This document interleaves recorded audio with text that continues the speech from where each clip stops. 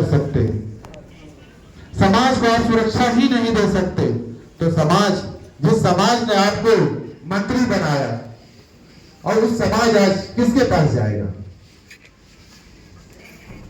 तो जब तक हम लोग सत्ता में नहीं आएंगे, जब तक हमारी आवाजें दबा दिया जाएगा और हमें विकास से कोसों दूर रखा जाएगा। और इसी के लिए कि 2025 आने वाला जो चुनाव है वो अपना हो, अपना समाज का हो। जिस तरह से सबने सत्ता का राज होगा, उसी तरह से हमारा कुशवाहा का बेटा क्यों नहीं आने वाले समय में सत्ता का राज भोगेगा? भाई, क्या कुशवाहा समाज किसी भी जाति से कम पढ़ा लिखा है या किसी भी जाति से कम काबिलियत है? एक समय ऐसा था जब बोलता था कि यादव का बुद्धू जो है घुटना में आता था। आज यादव इकट्ठा हो गया, यादव 20 साल तक राज किया, तो हम क्यों इतना पीछे? ये हमें सोचने की जरूरत है और ये हमें चिंतन करने की जरूरत है। हमारे अंदर बहुत काबिलियत है।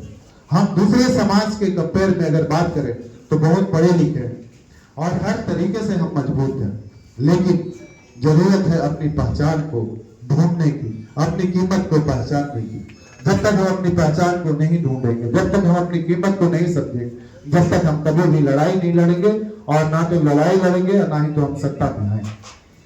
तो इसी के लिए हम अपनी पार्टी के लॉन्चिंग का आप लोगों से अभियान करने आया हूं कि जब तक हम लोग पार्टी अपना कुशवाहा समाज की नहीं बनाएंगे और जब तक हम लोग चुनाव में हम अपनी ताकत नहीं दिखाएंगे, तब तक हम सत्ता में नहीं आएंगे। मेरी इच्छा है कि 2025 है, या तो कुशवाहा समाज का बेटा मुख्यमंत्री बने या कुशवाहा समाज के बेटा के बिना कोई मुख्यमंत्री ना बने। इसका ताकत हम दिखाना चाहते हैं और इसी के लिए हम मई में जन आशीर्वाद पार्टी का लॉन्च कर रहे हैं। और इसी के लिए आप सभी को मैं आमंत्रित करने आया हूं कि जितना प्यार मुझे बिहार में, चाहे वो खगड़िया हो, चाहे नवादा हो, चाहे नालंदा हो, चाहे समस्तीपुर हो, चाहे भागलपुर हो, चाहे लखीसराय हो, शेखपुरा हो, अभी तक मैंने 16 जिला में करीब जन आशीर्वाद संवाद मैंने कर चुका और हर जगह मुझे अपार आप लोगों का प्यार समर्थन मिल रहा है।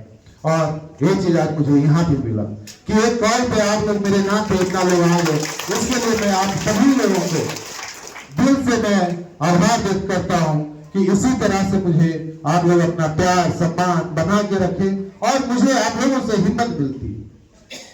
क्योंकि ये जो लड़ाई है इतनी छोटी लड़ाई नहीं है, जो लड़ाई है बहुत बड़ी लड़ाई है, बहुत लंबी लड़ाई है। मैं अकेला इस लड़ाई को नहीं लड़ सकता, मैं आपके समर्थन के बिना मैं इस लड़ाई को अकेला नहीं लड़ सकता। लेकिन मैं आप लोगों को विश्वास दिलाता हूं कि अगर इस लड़ाई में आप लोग मेरा साथ देते हैं तो मैं आपके उम्मीदों को कभी टूटने नहीं दूंगा और आपके सोच को कभी झुकने नहीं दूंगा। और मैं उम्मीद करता हूं कि इस लड़ाई में आप लोग मेरा साथ देंगे ताकि आने वाले समय में फिर से वही सम्राट अशोक का धरती बनाए और फिर से वही सम्राट अशोक का स्वर्णिम समाज बनाए।